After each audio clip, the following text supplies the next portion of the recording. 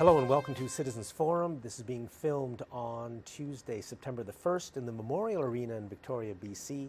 I'd like to start by thanking the volunteer crew and the Shaw staff that makes this program happen every week. We're going to start by we're going to be talking about the election. I picked up an email from the Huntington Post, and to me, this is an issue that this election should be about, but somehow it doesn't get mentioned. So I'll just read a couple of paragraphs, and then we'll go into it. It says, why is the resource-rich Canadian government always poor? Canada's the second largest country in the world. It has plentiful natural resources and a relatively small population of 35 million. Yet our governments are always short of money. Education has to be cut. Healthcare is deliberately being destroyed. Eligibility for old age security is postponed from 65 to 67. Canada Post cannot afford to deliver mail to our homes. And I'll add to the story that the homeless and poor are everywhere in Canada.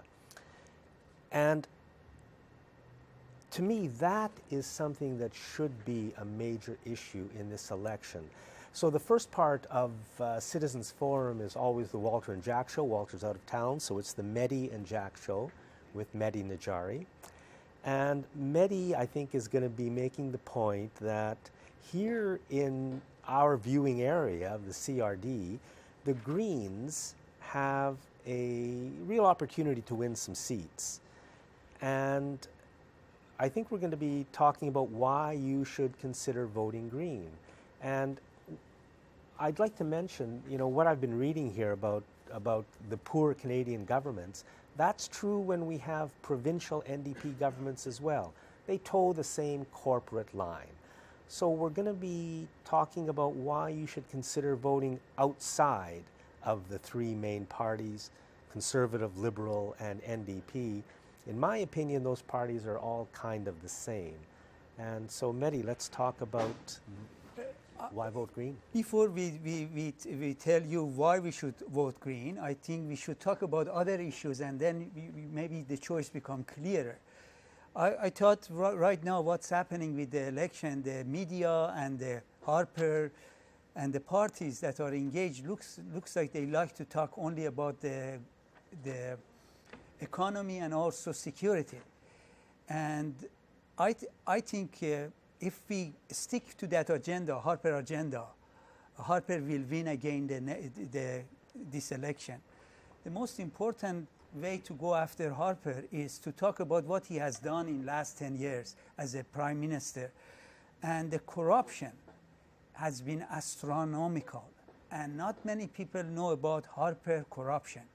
What he has done to our Canada, and how he corrupt, his decision-making were mostly corrupt. For example, here is headline: ex-minister manipulated contract for federal real estate sell-off.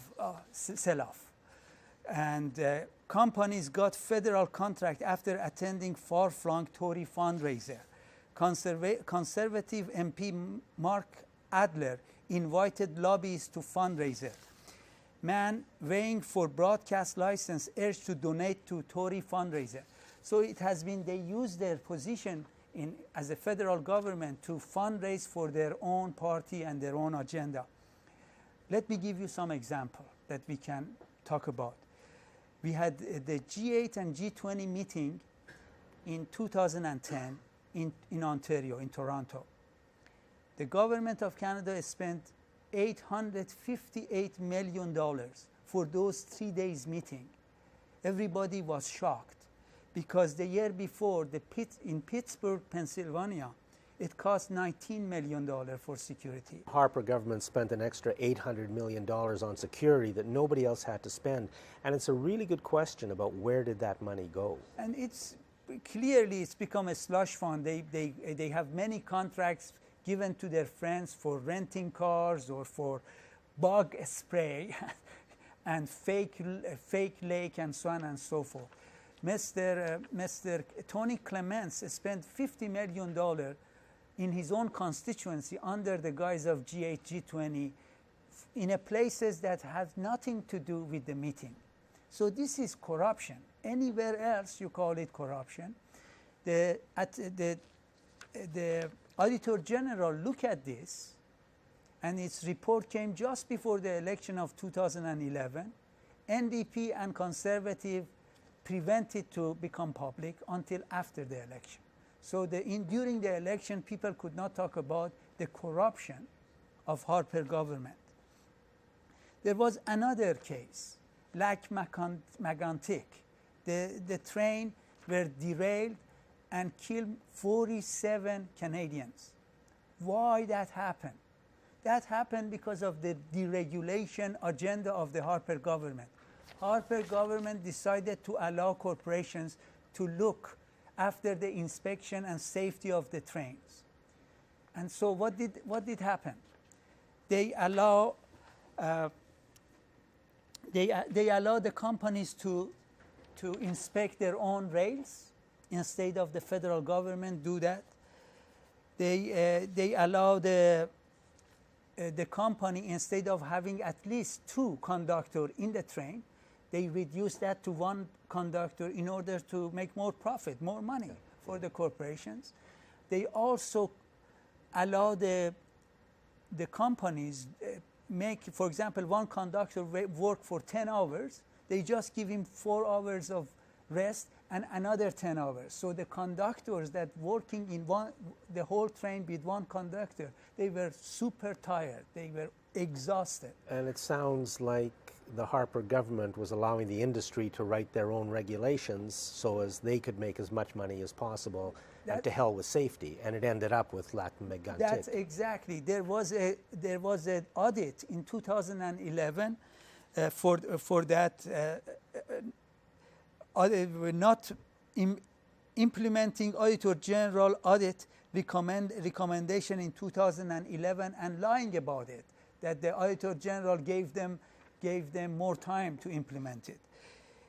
At the time of 2011 audit, the former Environment Commission, Scott Vaughan, noted that the problems were not new and had been identified in internal audit 5 years earlier in 2006. So from 2006 until 2013, when the accident happened, the federal government did not do anything about the warning about the safety, endangering the public life. And of course they're doing that because the whole agenda of the Harper government, and I believe every government in Canada, is to maximize corporate profit. They work for the corporations, and it ended up with 47 people, very innocent people, just getting murdered, and nobody's ever paid a price for that. And besides that, they Nobody's allow been the held corporations to increase the speed of the train, Right. another way to make more profit. And besides all of those, between 2009 and 2013, there were 28,000% increase in the oil shipment by the rail. And the type of oil they shipped were very volatile. These trains were called bomb train. You know, that if the accident happened, they would explode in a tremendous fire. 47 people died. Nobody is responsible. Nobody in this government is accountable. Or in the industry. And they got away with it. Yes. They turned our country to a banana republic. The same, you talk about why we are poor.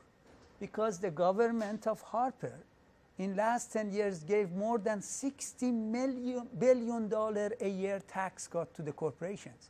They removed $60 billion a year from public treasury and gave it to corporations.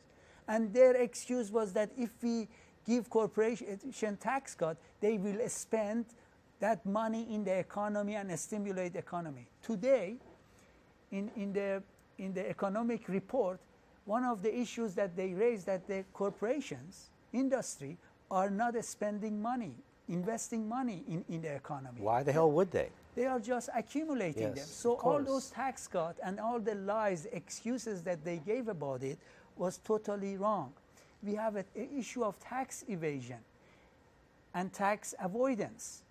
And that is about $80 billion estimated, $80 billion a year we are not getting in the public treasury.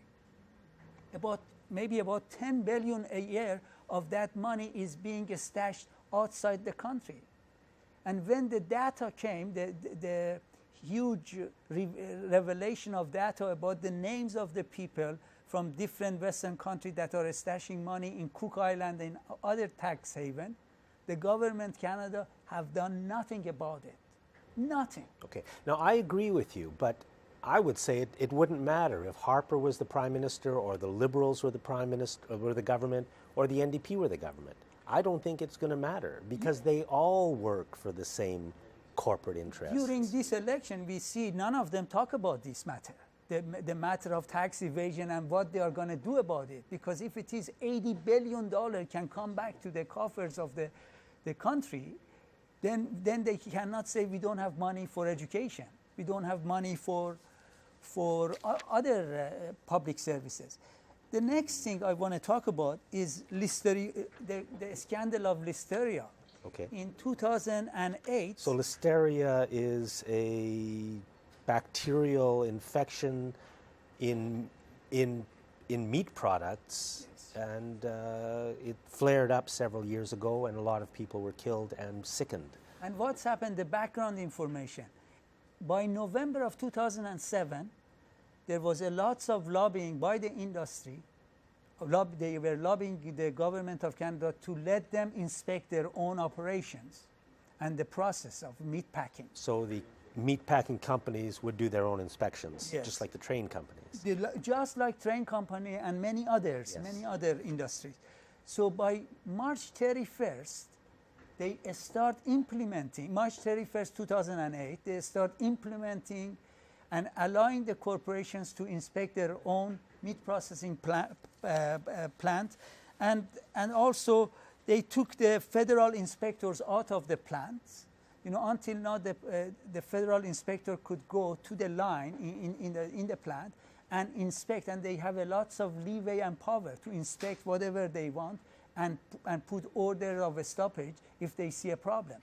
But by changing the inspection method to giving it to the industry, the government inspectors sit in their offices just reviewing and auditing the inspection report that the industry sent them.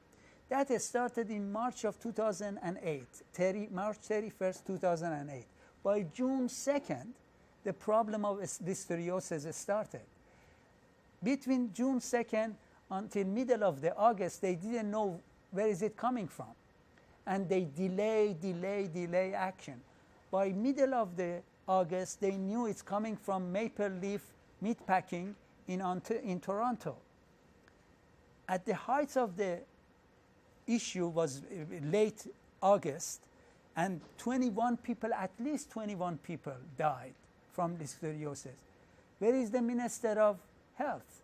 Mr. Tony Clements was Minister of Health of Harper government. He wasn't in the country. In August 26, 27, he was in Denver, Colorado. What was he doing in Denver, Colorado? It was the Democratic Convention, National Democratic Convention, when they selected Barack Obama to be their candidate for 2008 election. He was there lobbying, not for the health care and health of the Canadian. He was lobbying on the side of the oil industry for tar sand development. This is criminal. You know, people are dying, and Minister of Health is lobbying for tar sand industry, for dirty oil. Yeah. Nobody was prosecuted. And you know, I remember in that case, the media made the hero out to be the president of Maple Leaf Foods. Yes. The very industry, the head of one of the major players in the industry that I guess had lobbied to change the rules. And now, really, I remember very clearly the media portrayed him as the great hero in this. And it's murder. 21 people, mostly senior citizens, in the nursing home. They had sandwiches. Most of the problem was in cold cut.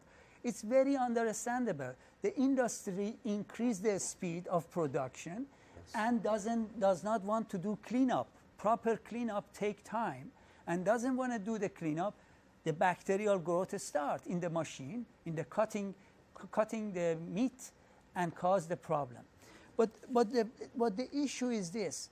Do we live in a democratic society? Where the hell is law and order, Mr. Harper? You change the regulation, the regulatory process, and allow the industry to cause these 21 deaths. You are responsible. And nobody said that you killed 21 people. You are a murderer, Mr. Harper, and your government. Why not?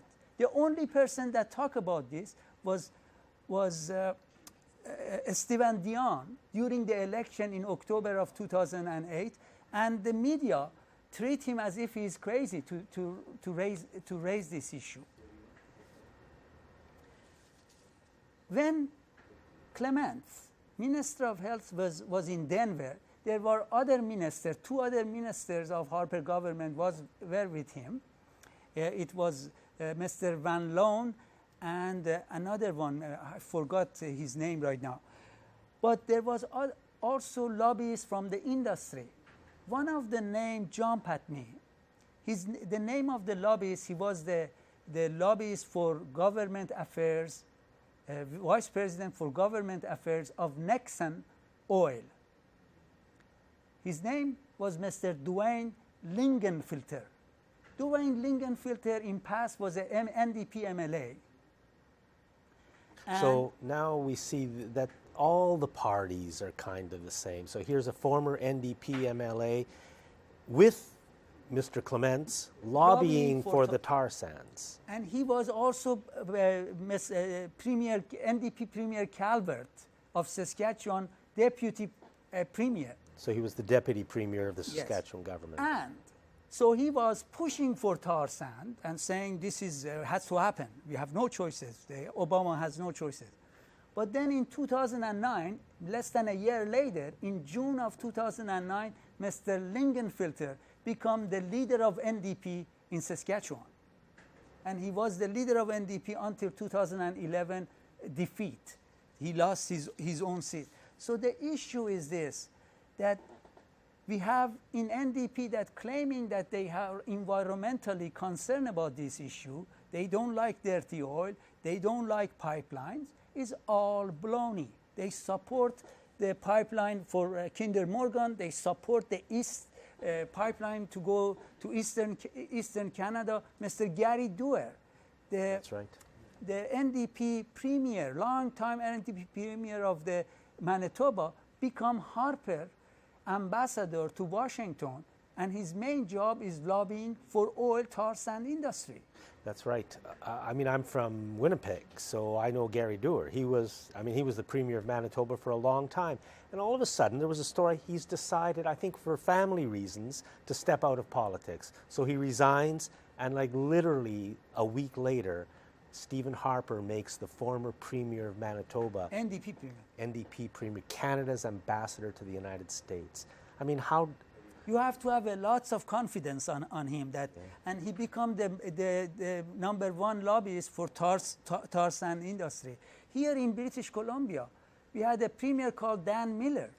He is now lobbying for the oil industry, for tanker traffics and opening of the West Coast to the tanker traffic, for the pipeline. That's right. Dan Miller was the premier. He was the leader of the NDP for a short time when the party was kind of collapsing after Mike Harcourt. So he became premier for a while. And also between Ojal Dosanjh and Glenn Clark, he was again premier at that time. So we see that also Mr. Mulcair, for example, he's stopping any candidates that talk about any candidate that talk about justice for Palestinians are not allowed to run for NDP. Why not? So here's the quote from a former NDP candidate. The quote, unfortunately, is true. One could argue that Israel's intention was always to ethnically cleanse the region. There are direct quotations proving this to be the case. A minority of Palestinians are bombing buses in response to what appears to be a calculated effort to commit a war crime. I mean, he had made that statement, and because of that, the NDP removed him. And I understand because the media plays a role, they will destroy the NDP for it. But there is we've only got a minute left. NDP in Halifax was not allowed. In Edmonton, in Clyde River, in Nunavut, were not allowed because they said Palestinians are human beings too. So when you look at all this, for any progressive person, anybody that want to turn around the direction that our country is going and being devastated and become emptied, making it empty from inside, we should look at around. And in British Columbia and in Southern Vancouver Island, the best choice is the Green. And there is 4 capable Green women are running. And I really hope that people vote for these Green candidates, because Elizabeth May has shown in last 4 years, her action has been she has been exemplary. So I hope people consider the 4 Green. Thank you, Mehdi Najari, and thank you for watching this segment of Citizens Forum.